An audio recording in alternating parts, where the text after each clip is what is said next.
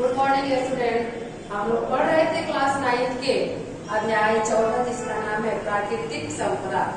तो इस अध्याय में हमने इसके पिछले वाले वीडियो में पाठ की कुछ मुख्य बातों के बारे में हम सीखे थे और आज हम उसी अध्याय के कुछ ऐसे छोटे छोटे प्रश्नों के बारे में जानेंगे और उसमें सीखेंगे कि वायुमंडल जैसे होता है कि निम्नलिखित पर संक्षेप में लिखे, वही क्वेश्चन है वायुमंडल, मृदा उर्वरता, मृदा माने मिट्टी और उसकी उर्वरक शक्ति, ओजोन परत, प्राकृतिक संसाधन और मृदा संरक्षण के बारे में हम जानेंगे।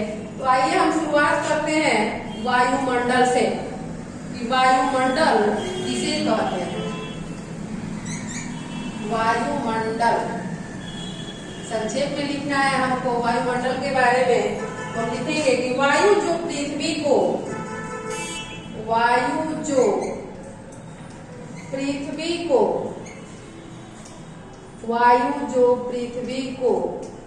चारों ओर से घेरे हुए है, चारों ओर से घेरे हुए है और कंबल की तरह कार्य करता है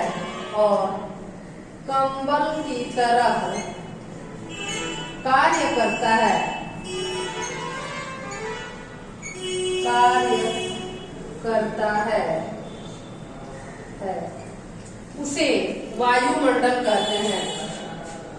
उसे वायुमंडल कहते हैं। यानी वो वायु जो हमारे पृथ्वी को चारों ओर से एक कंबल की तरह घेर के रखा हुआ है, उसी को हम क्या कहते हैं? वायुमंडल कहते हैं। दो बार आप पढ़ लीजिएगा तो नॉर्मली यह याद हो जाएगा। तो वायु जो पृथ्वी को चारों ओर से कंबल की तरह घेरे हुए है, उसको हम क्या कहते हैं? वायुमंडल कहते हैं। इसके बाद है दूसरा मृदा उर्वरता। दूसरा है मृदा यानी मिट्टी और उर्वरता यानी कैसे मिट्टी की जो है उर्वरता शक्ति बनी रहती है। मृदा उर्वरता ऐसी मिट्टी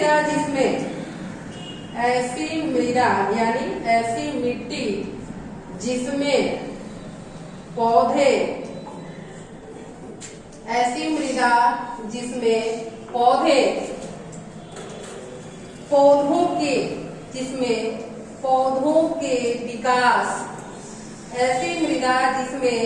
पौधों के विकास तथा वृद्धि के लिए पौधों के विकास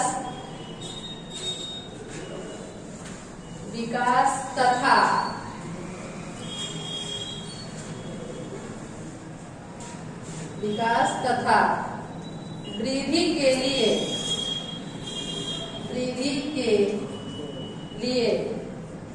सभी पोषक तत्व उपस्थित हो।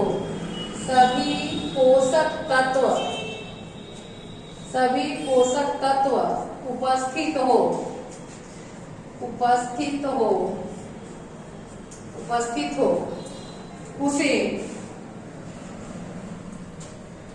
हो उसे मृदा उर्वरता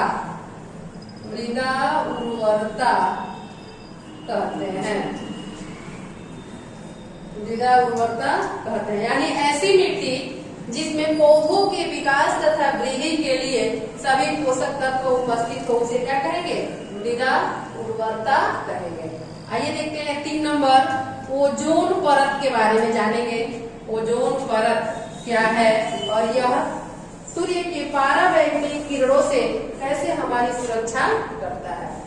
ओजोन परत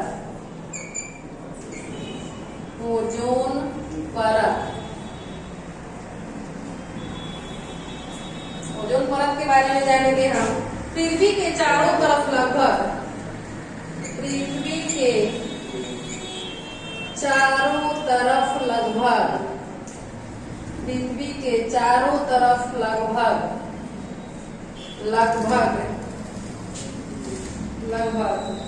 16 किलोमीटर से 23 किलोमीटर की ऊंचाई से 16 किलोमीटर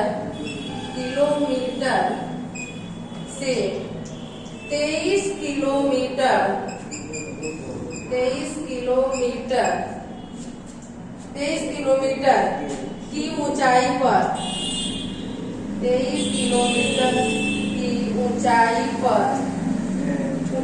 पर ओजोन गैस का आवरण ओजोन गैस का आवरण ओजोन गैस का आवरण ओजोन परत कहलाती है। ओजोन परत कहलाती है।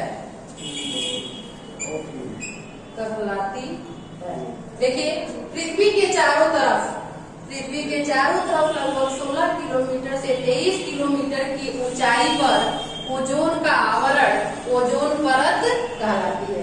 इसके बाद है प्राकृतिक संसाधन। चौथा जो है प्राकृतिक संसाधन के बारे में जानना है कि प्राकृतिक संसाधन क्या है।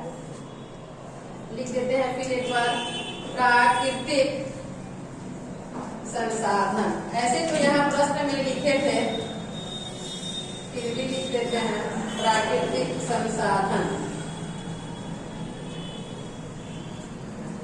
नीचे वाला मिटा देते हैं प्राकृतिक संसाधन। प्राकृतिक में पाए जाने वाले प्राकृतिक में पाए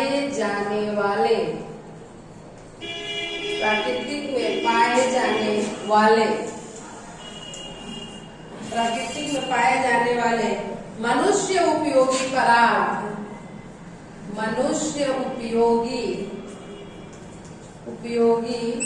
पदार्थ प्राकृतिक संसाधन कहलाते हैं। प्राकृतिक संसाधन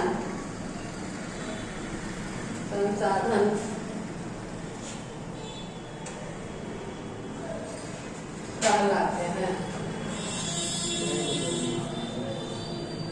प्राकृतिक में पाए जाने वाले मनुष्य उपयोगी पदार्थ प्राकृतिक संसाधन कहलाते हैं। और इस प्रश्न का लास्ट है मृदा संरक्षण, यानी मिट्टी का संक्षारण, यानी मिट्टी की जो उर्वरता है वह कैसे कम हो जाती है उसके बारे में जानना है। मृदा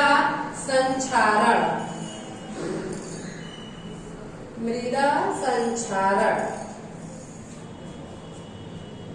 तेज हवा तथा पानी के बहाव के कारण तेज हवा तथा पानी के बहाव के कारण तेज हवा तथा पानी के बहाव के कारण तेज हवा तथा पानी के बहाव के कारण मृदा की ऊपरी सतह का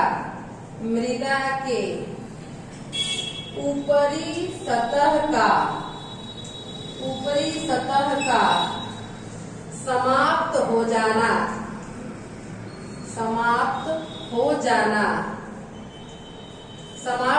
जाना मृदा संक्षारण कहलाता है। समाप्त हो जाना, यहाँ लिख देते हैं समाप्त हो जाना मृदा संक्षारण कहलाता है। मृदा संक्षारण कहलाता है। यानी कभी कभी आप देखते हैं कि तेज हवा जब चलती है तो बहुत से जो मिट्टी के हल्के कण हैं, यानी जो उसका ऊपरी परत है, वह उस हवा के कारण उड़ के कई जगहों पे चले जाते हैं। या पानी के बहाव के कारण भी जो मृदा की ऊपरी सतह है उसकी क्या हो जाता है, उसका बहाव हो जाता है, जिसके कारण उस मिट्टी की उर्वरक शक्ति कम हो जाती है। तो इसी को हम कहते हैं मृदा संक्षारण। तो आज की वीडियो में हमारे देते हैं इतना ही। नेक्स्ट वीडियो में हम पाठ के अंदर के जो प्रश्न है उसके साथ मिलेंगे। तब तक